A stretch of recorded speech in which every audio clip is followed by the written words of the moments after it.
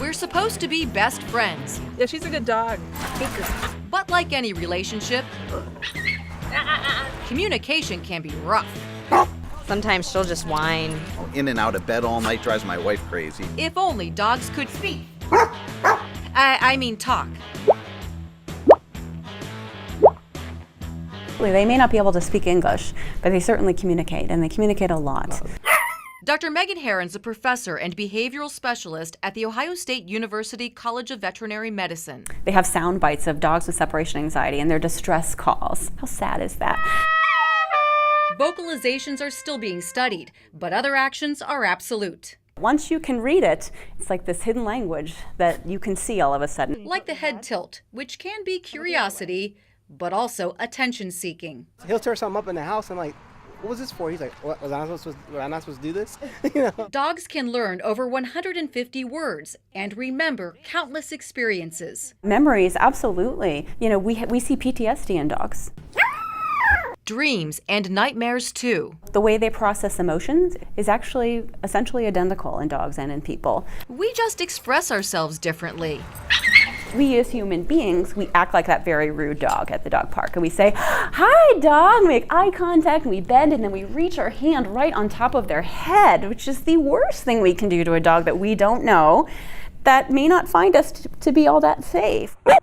Sometimes causing them to become aggressive or cower. If they roll over to show their belly, they're signaling to them, whoa, I'm feeling a little bit threatened and I need you to back off. That's right. It does not mean belly rub, unless you know the dog. I have had a lot of people tell me, well, doc, he rolled over for a belly rub and I went to scratch him and he bit me. Another one of those signals that we often misread as people. When in doubt, be indirect. Turn your body to the side, pat your leg and encourage them to come to you. One sure sign they're happy is called a play bow. It's the paws down, rump in the air, tails wiggling. And that is the universal sign between dogs that says, I'm not a threat to you. My intentions are friendly.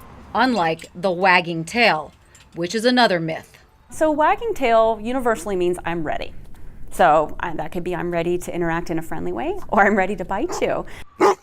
Ow! Just depends if the rest of the body is tense or loosey-goosey. What's my baby girl doing? So the tail is wagging, the rump is wagging, the shoulders are wagging, the head is going. There's just not an inch of their body that's not moving in synchrony with that tail. That's a pretty trustworthy wag. She says dogs generally don't like body hugs, but there is something called an eye hug. And they called it puppy love. There was a recent study published where they looked at oxytocin levels both in people and in dogs. And what they found is that gazing upon each other led to an increase in oxytocin, the bonding or the love hormone. Hearts and hormones if they know each other, but eyeballing an unfamiliar dog is dangerous. Sometimes you'll see them give you the whale eye, which is usually a sign that you need to back off. That dog is not feeling comfortable with you and potentially may bite. It happened during a live newscast in Colorado. You're going to see those ears start to go back, and you see those eyes start to open wide. It's not hot, but he's panting, licking his lips and licking the air. To see more of the mouth, more of the teeth. And when the anchor goes in for a kiss, Happy Valentine's Day. I mean, it's all about feeling threatened. They're not trying to be mean, they're not being dominant. They just find that person scary. just a personality thing. I think every individual dog, based on their genetics and their very early environmental experience, is going to find certain people safer, certain people more appealing than others. And then there's some dogs who might be afraid of a person for no reason. Good boy. The very same way humans connect, except a dog's love is always unconditional.